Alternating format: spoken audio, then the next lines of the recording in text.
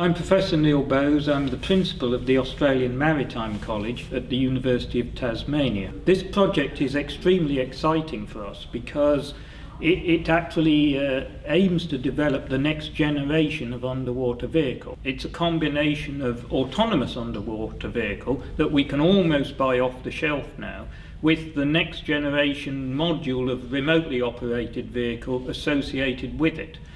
What hasn't been done before, though, to any great extent, really only one vehicle, is to operate this type of autonomous underwater vehicle underneath the glacial ice and also underneath sea ice.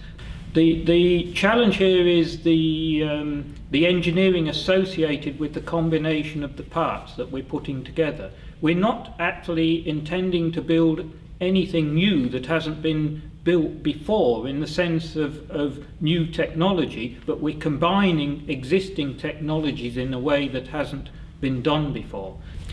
The vehicle that you're looking at here is a smaller version of what in general concept will be the future vehicle. We'll design the vehicle around a regular survey capable autonomous underwater vehicle. A vehicle that's 3 to 4 times the size of this one that you're looking at.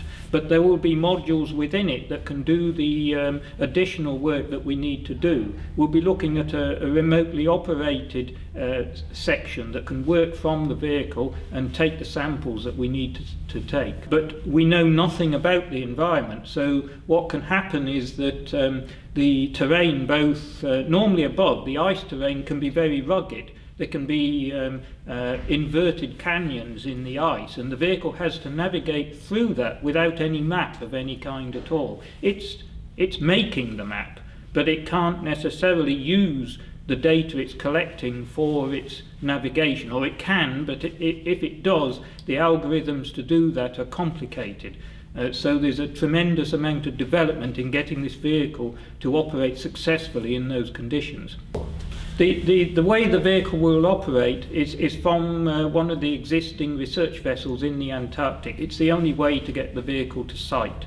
So it will be lowered off the ship, and it will be operated for a period of time close to the vessel before going out on its mission. The challenge for us is how do we actually operate the vehicle to take samples when it's operating in autonomous mode, or can we operate in some kind of remotely operated mode in connection with the ship? We're taking what's known and we're extending it just that bit further, but it's a very exciting development because, as you can see, it's a very expensive development, and so it's not as though there's lots of people out there who are able to do this. It requires the right set of circumstances, the right funding and the right team to be able to make the impact that we intend to make.